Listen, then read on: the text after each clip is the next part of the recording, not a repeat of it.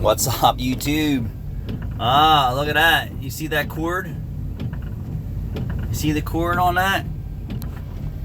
So here's a little update on the Tesla that is not getting good battery life. They keep running Wi-Fi diagnostics and refuse to admit that there's a problem with this car because there's no trouble codes. So I'm going to tell you, about 3 months ago we were having a charge problem, and we replaced the cable, and we're still having a charging problem.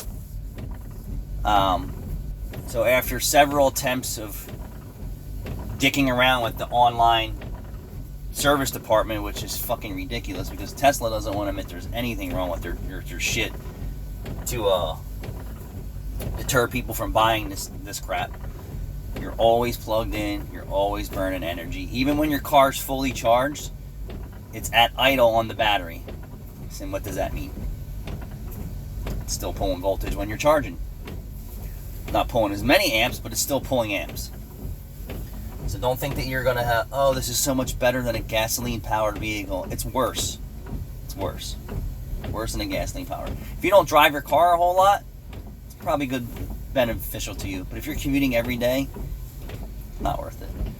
So finally, they're gonna send a technician out here to look at the car after us making several attempts and inquiries that, hey, there's a problem. This car's not seeing 300 miles to a battery charge.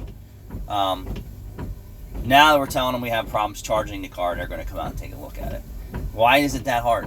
Why is it so inconvenient? Why do you make it impossible unless there's a just because a customer comes in and says, hey, I'll give you an example. You know, sometimes my car runs bad, but there's no engine lights on and blah, blah, blah, blah, blah. Sometimes I find that problem without an engine light on or, you know, a warning message of some type. And then sometimes there's codes in the system.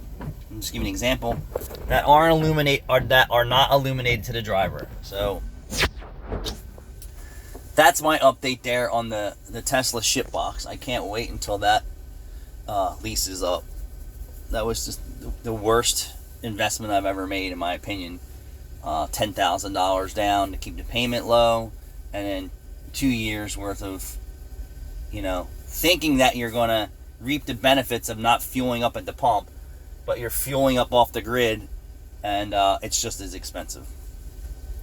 And it just don't say if you have solar or windmill or fucking hydro that, oh, you can do better, and, you know, forget all that bullshit. And these guys are out there, oh, just drive at 40 miles an hour with nothing on, and, you know, and raise your tire pressure to 90, and you'll be efficient.